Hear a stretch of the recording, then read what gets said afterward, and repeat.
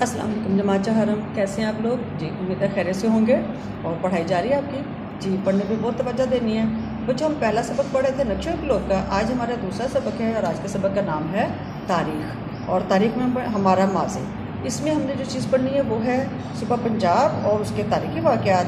तो हम शुरू करते हैं कि सुबह पंजाब क्या है। हम कहाँ रहते हैं? पंजाब में रहते हैं जी। तो पंजाब क्यों कहते हैं भाई इसको? कहते हैं पंज आप। पंजाब दो अल्फाज पंज और आप से मिलकर बना है, ठीक है। तो पंज का मतलब है पाँच और आप का मतलब है पानी।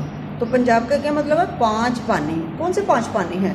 कहते हैं इस पंजाब को पांच दरियाओं की धरती यानी पंजाब के नाम से याद किया जाता है। पांच पानी कौन कौन से हैं? Number 1 Sutlej, number 2 Beas, number 3 Ravi, number 4 Chenab और नंबर 5 झेलम। ये सब दरिया हैं, ठीक है, जो पंजाब में बहते हैं। तो इन 5 दरियाओं के बहने की वजह से इस इलाके को क्या कहते हैं? पंजाब कहते हैं। क्या कहते हैं? पंजाब कहते हैं।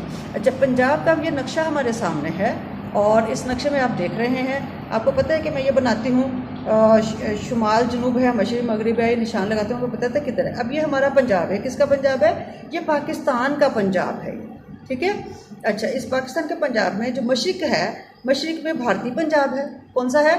भारतीय पंजाब है। शुमाल की तरफ हम जाते हैं तो शुमाल में जो है आज़ाद जम्मू कश्मीर का इलाका, शुमाल मशरिक़ में आज़ाद जम्मू कश्मीर का इलाका है और शुमाल मगरिब में खैबर पख्तूनख्वा का इलाका है, ठीक हो गया। अच्छा, इसी तरह जब हम जनूब में आते हैं तो जनूब में सुबह सिंध है और जनूब मगरिब में, ये आपको पता है ना, समतें याद की है ना हमने। तो जनूब मगरिब में जो है सुबह बलूचिस्तान वाक़ है। तो ये पंजाब का महल वक़ूअ के यहाँ क्या क्या है। अब हम देखते हैं कि और क्या चीज़ें हैं यहाँ पे, ठीक है। ये तो हमने पढ़ लिया, मशरिक़ में भारतीय पंजाब, शुमाल मशरिक़ में आज़ाद जम्मू कश्मीर, शुमाल मगरिब में खैबर पख्तूनख्वा और जनूब में सिंध और जनूब मगरिब में बलूचिस्तान वाक़ है। अच्छा, आपको पता है बच्चे हम कहाँ से रहते हैं? हमारे शहर का नाम क्या है? लाहौर है। और लाहौर को क्या खुसूसियत हासिल है? लाहौर सूबा पंजाब का दारुल हुकूमत है जी। दारुल हुकूमत वो जगह होती है जहाँ से हुकूमत की जाती है। तो लाहौर क्या है? सूबा पंजाब का दारुल हुकूमत है। सूबा पंजाब का दारुल हुकूमत का नाम क्या है जी? जी हाँ, लाहौर है। लाहौर उस वक्त भी दारुल हुकूमत है जब पंजाब में दिल्ली से लेकर अफगान इलाके और कश्मीर शामिल थे। अभी आपको बताया ना कि पंजाब जो है वो बहुत बड़ा था। ये आधा पंजाब हिंदुस्तान में है और आधा पंजाब जो है पाकिस्तान में है। लेकिन जब यहाँ पे पुराने बादशाह हुकूमत करते थे, मुग़ल बादशाह हुकूमत करते थे, तो उस वक्त तक पंजाब जो है वो बहुत बड़ा था। वो हिंदुस्तान के पंजाब में दिल्ली से लेके तो पाकिस्तान का सारा पंजाब, KPK का सारा इलाका, खैबर पख्तूनख्वा का सारा इलाका और अफ़गानिस्तान का काबुल तक का इलाका सारा सूबा पंजाब कहलाता है, ठीक है।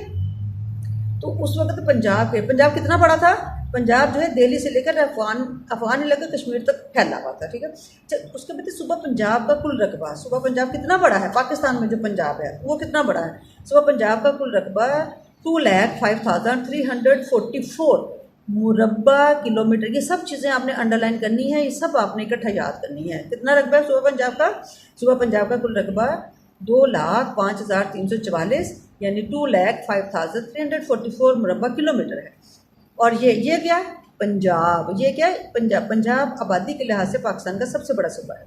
अच्छा, अब ज़रा रिवाइज करें, आबादी के लिहाज से पाकिस्तान का सबसे बड़ा सूबा कौन सा है जी? कौन सा है? पंजाब। सूबा पंजाब का कुल रकबा कितना है? पाकिस्तान का सूबा पंजाब का कुल रकबा कितना है? उसका है 2,05,344 मुरब्बा किलोमीटर। सूबा पंजाब के दारुल हुकूमत का नाम क्या है जी? बिल्कुल ठीक, सूबा पंजाब के दारुल हुकूमत का नाम लाहौर है। अच्छा जी, शुरू में पाकिस्तान बनने से बहुत शुरू में मुग़लों की हुकूमत में पंजाब कितना बड़ा था जी? पंजाब दिल्ली से लेकर अफगान और कश्मीर के इलाकों तक शामिल था। जब पंजाब में ये सारे इलाके शामिल थे। अच्छा, 5 दरिया कौन कौन से बहते हैं पंजाब में?